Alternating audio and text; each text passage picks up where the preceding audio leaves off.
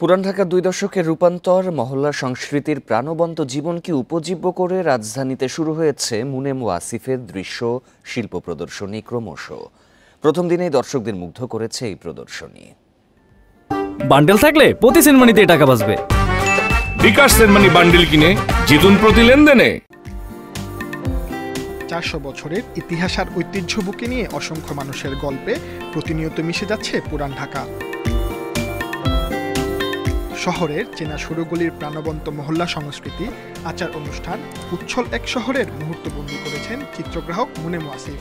পুরনো ঢাকার এমন কতগুলো আমি বলবো প্রান্তিক জনগোষ্ঠী এবং মোর মার্জিনালাইজ যারা আছে তাদের জীবনের কথাটা উঠে আসছে। একেবারে প্রাণবন্ত জীবন্ত ছবি। ওখানে একটা ছবি দেখে মনে হলো যে ওই ভদ্রলোকের সাথে কথা বলি, এতটাই লাইভলি, অসাধারণ কাজ করেছে মনে হচ্ছে। ও এমনি একজন গুণী ফটোগ্রাফার।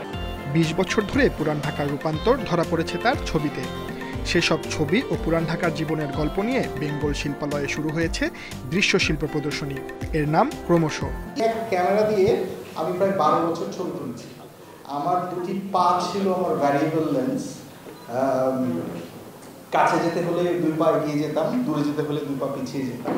কিন্তু এই শারীরিক উপস্থিতির বয়ান আমার প্রথম দিকের ছবিতে খুব প্রবলভাবে হাজির ছিল। মুনেম ওয়াসিফ শুধু হারিয়ে যেতে বসা স্থাপত্যকে তার শিল্পের বিষয় করেননি, তিনি হারিয়ে যেতে বসা মহল্লা সংস্কৃতির নানা অনুষঙ্গকেও তার শিল্পে ধরে রেখেছেন। এমনটাই বলছেন প্রদর্শনী দেখতে আসা শিল্পীরা। বিশাল ভিজুয়াল ল্যান্ডস্কেপটা আমি চোখে দেখছি, সেটাকে ওই ছোট্ট একটা টোনালিটির মধ্যে আনতে গেলে অনেক ধরনের সিদ্ধান্ত নিতে হয়, কিছু জায়গায় ছাড় দিতে হয়। এই রাখা ছাড়ার মধ্যে দিয়ে কি পাবো না সেই সিদ্ধান্তগুলি নিজের বুঝে নিতে হয়, কারণ সেটার ভিত্তিতেই কিন্তু আমি ছবিটাকে নির্মাণ করছি। রোববার বাদে প্রতিদিন বিকেল ৪টা থেকে রাত ৮টা পর্যন্ত এই প্রদর্শনী চলবে। ধানমন্ডির বেঙ্গল শিল্পালয় এই প্রদর্শনী শেষ হবে আগামী ৩১ মে। Sajjad Hossain, independent news, Dhaka.